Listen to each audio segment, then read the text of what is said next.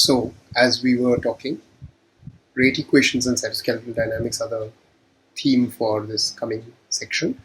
We'll talk about rate equations, beyond equilibrium systems of enzyme substrate interactions, cytoskeletal dynamics, and we will then go on to simple model of polymerization, length distribution, and how to infer mean filament lengths out of these kind of equations, which ironically we will then finally use to explain what dynamics, how we can encapsulate the dynamics, and using that we will try and arrive at average expectation times or excursion times, and with such a dynamic model also try to explain something about a phenomenon that is described initially for microtubules and now even for actin called treadmilling. This will sort of lay the foundation for us to talk about molecular motors afterwards. So let's get to it. What do we mean by rate equations? It's simply this idea that you can discuss in terms of how many, where, when chemical concentrations as field variables, given I types of molecules and R positions and T times. We assume that the spatial variation of concentration is at a scale much larger than the mean spacing of molecules, which are, in other words, this is also sometimes called compartment approximation or well-mixed approximation. You will find some of this in your applied biomathematics in terms of compartment models.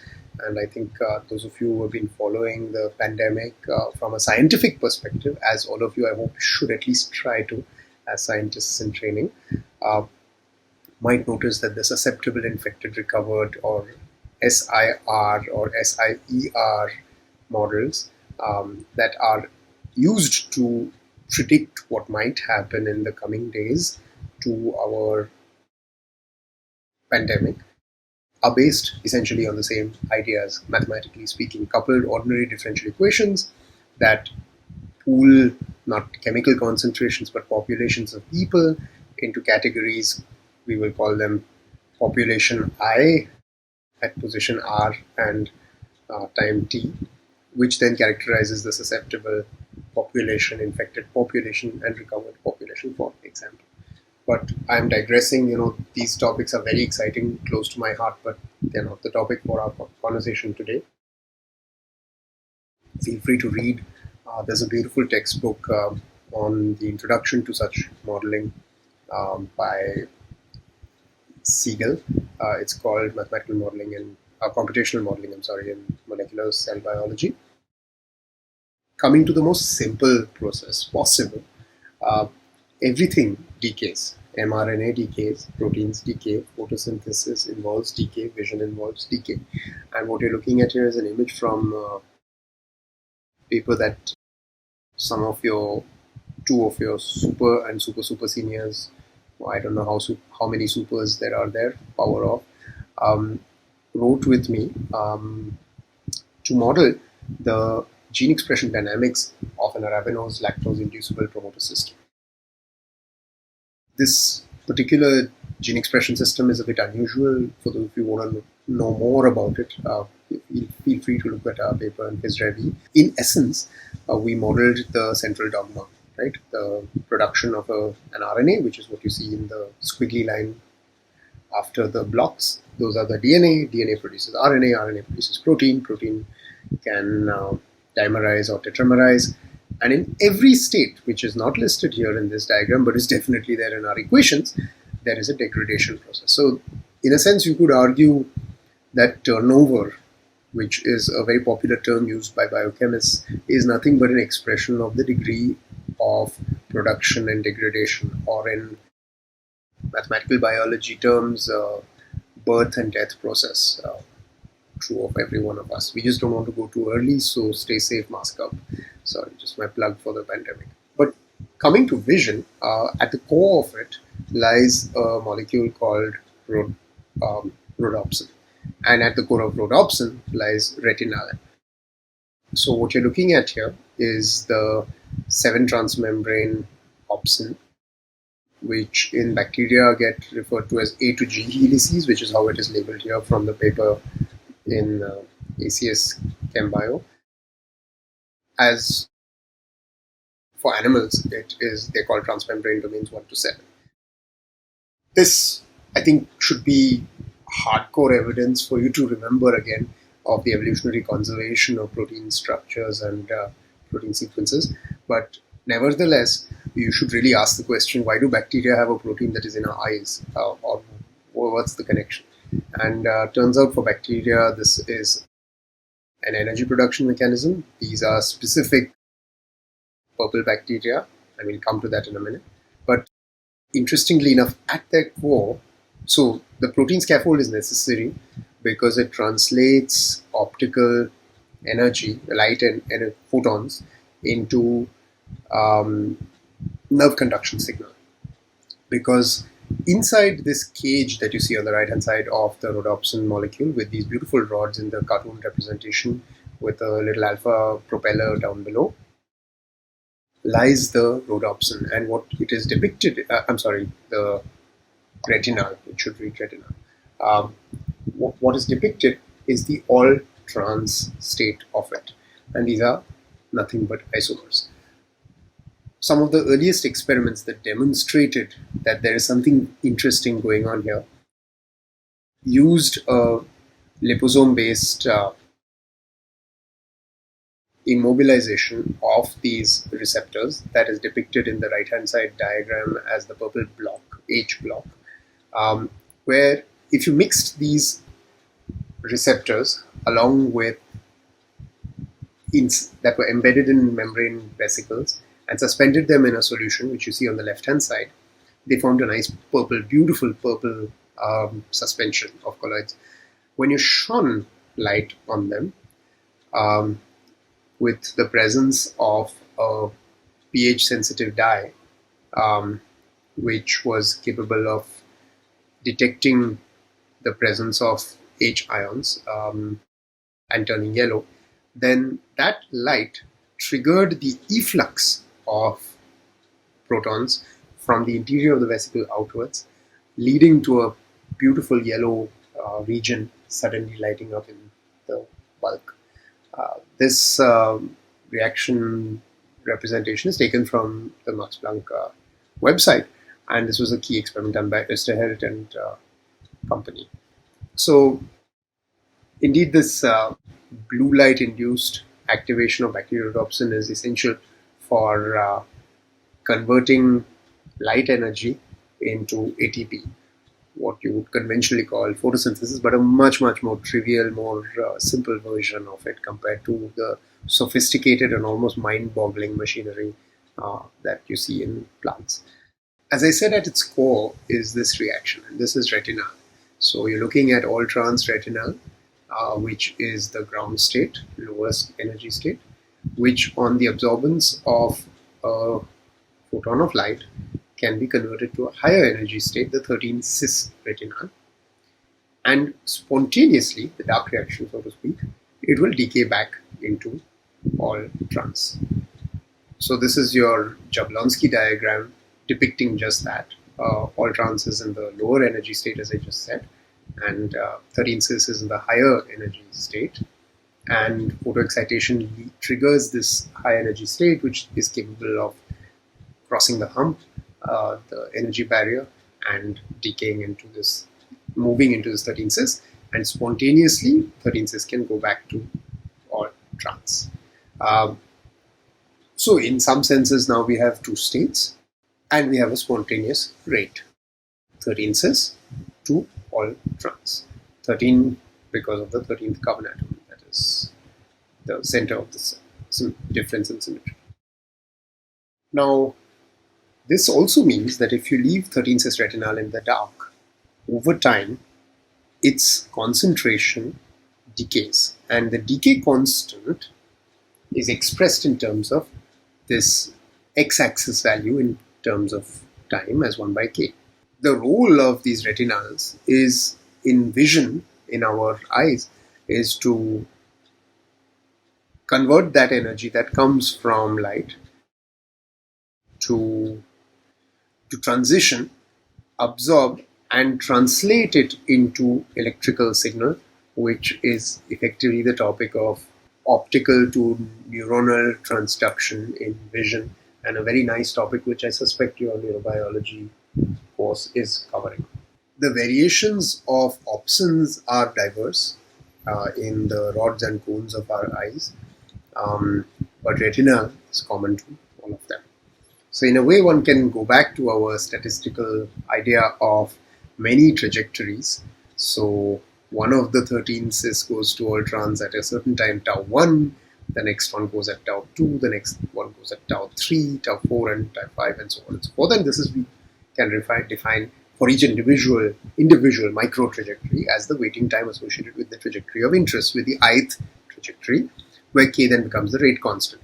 So the probability of decay of a single molecule is what we're interested in, and we're really interested in knowing what happens at a single molecule level. Can we get some kind of ensemble idea? And this happens in hundreds of milliseconds.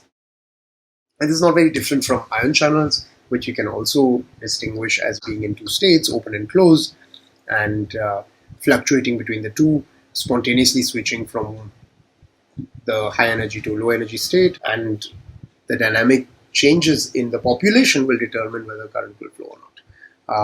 So this is the open and closed state, and K plus and K minus. So the point I'm trying to make is that an approach that considers these kind of transition rates is very useful because it's general. So what you're looking at here are voltage-gated sodium channels and events per 40.4 milliseconds. Their duration in milliseconds on the x-axis, the frequency distribution effectively of events in a 400 microsecond window, and under different conditions of potential difference, you see a change in the frequency of the events and their duration. So the decay constant derived characteristic time increases from 1.7 milliseconds to 7.9 milliseconds as the potential differences decreased.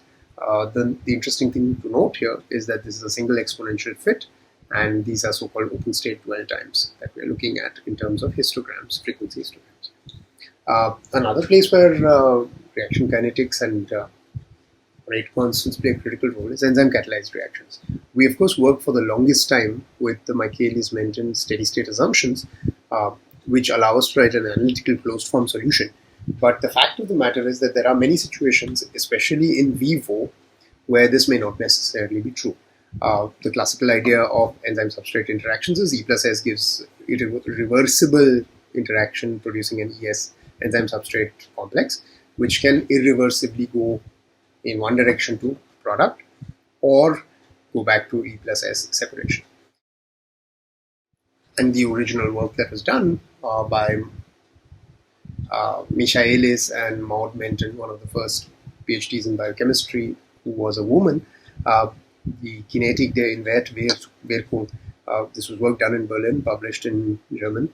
Biochemische Zeitschrift, I don't think exists in its current in that form anymore,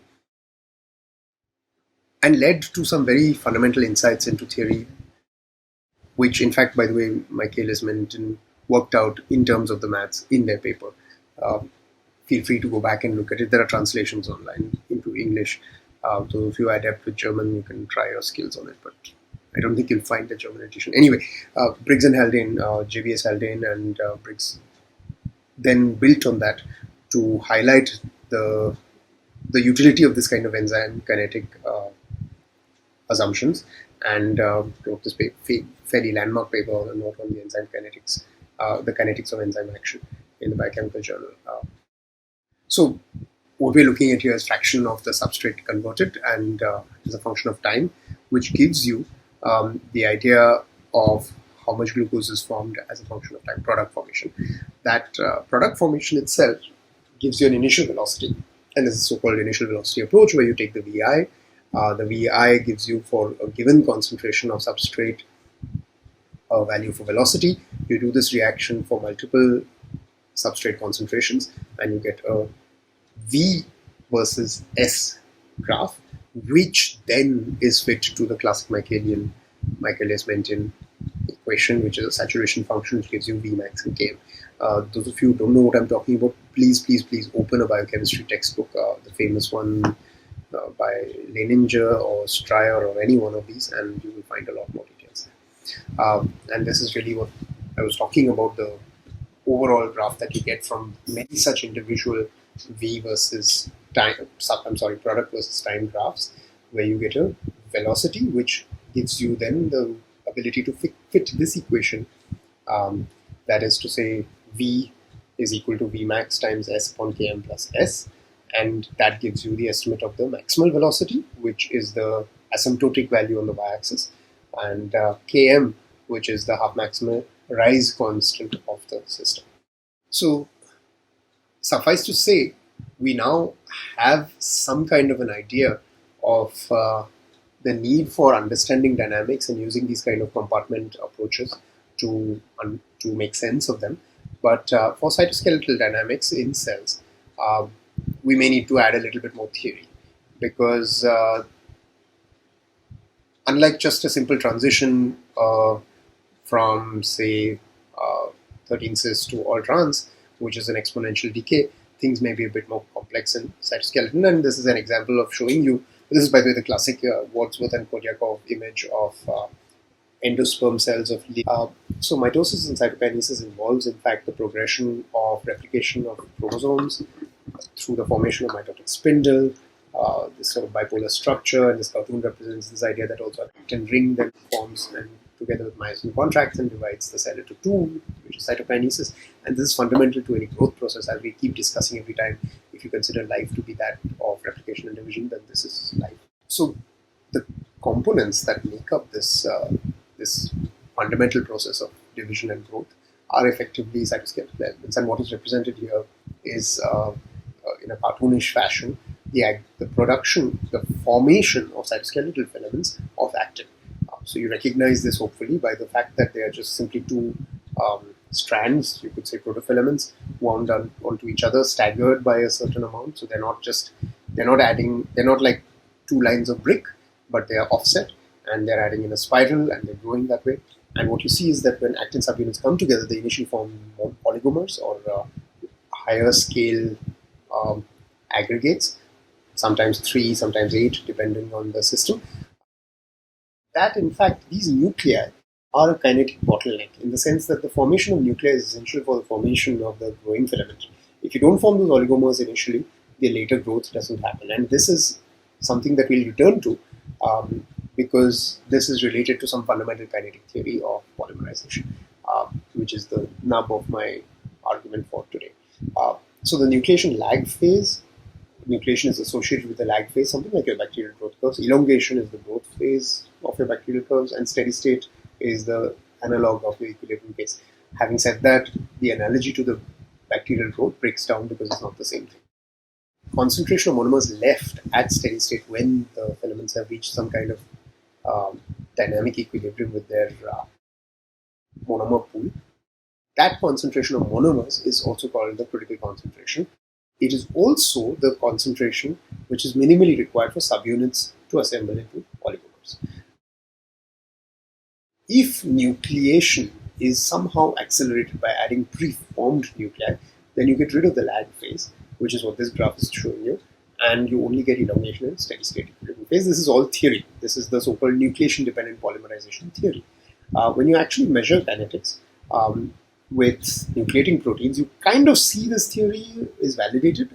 These are measurements made with pyrene labeled G-actin. Actin is in conventional lab, biochemistry labs at least, purified from muscles. Rabbits are a very popular organism. I don't know why chicken legs are not that often used, but rabbit legs are popular. And the pyrene labeled G-actin on the y-axis is actually telling you what's going on as far as the polymer is concerned.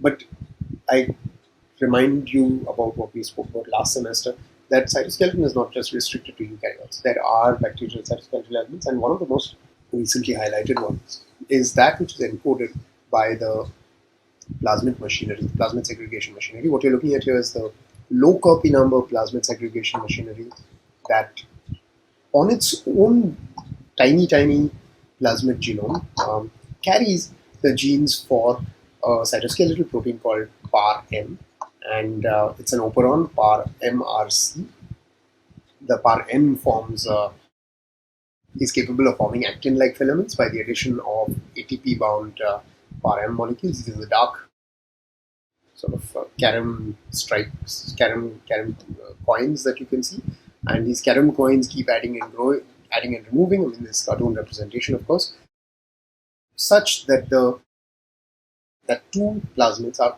captured by a pair of par M filaments. They then elongate and they grow and they separate. If we want to develop a theoretical model, we need to consider that there are many, many details that we're probably missing. And so we kind of can think of the models of polymerization in terms of a hierarchy of complexity, meaning to say many levels by which we can divide them into. One is sort of where you have a symmetric rate of growth. There's sort of these square bricks that are getting added and removed. They're both added at both ends. Ends, remember, are important. They don't grow. Unlike oligomorphic growth, where you would grow anywhere by aggregation, this is active because they have to be high energy triphosphate bound, either GTP or GDP, and they add only at the ends. In the simplest case, of course, we assume no branching, but as you're well aware, actin in the presence of molecules like R2-3 can form branch structures, and more recently, kind of analogs to that have been found for tubulin like oggulin. But when that K on and K off rate is defined, then we have actually quite neat equations that come out of it, and we'll see in the later section that this makes a lot of sense. But on the other hand, we do know that filaments have minus ends and plus ends. Minus ends being those, they have nothing to do with charge. They're just simply relating to the fact that they grow more slowly or they are more likely to decay, the minus ends, and plus ends are more likely to grow. In actin case, this term is called the pointed end. The minus end is called the pointed end, slow growing end, and the barbed end is called, the plus end or the fast growing end is called the barbed end. This has to do with how the actin filament looks under electron microscopy at its plus and minus ends. Now, given this, you can also understand that we know that there are triphosphate and diphosphate, ATP and ADP, or GTP and GDP bound filament monomers, which means that you will have potentially, for every on rate at both ends, yet two additional rates of the GDP or ADP bound monomer adding or the triphosphate bound monomer adding, as well as its corresponding removal. So 4 rates on the left and 4 rates on the right. We went from 2 rates on the left and 2 rates on 2 rates at the two ends, and that was an expansion of the further simplified idea of symmetric rates. Indeed, the dark and light segments of the lattice that you see here are indicative of the fact that there is a difference in the monomers in terms of GTP and GDP bound states, and there's also hydrolysis within the lattice, which could be directional or it could be random. So in the next section, we're actually going to sit and derive this polymer model of equal end rates and see how useful it is.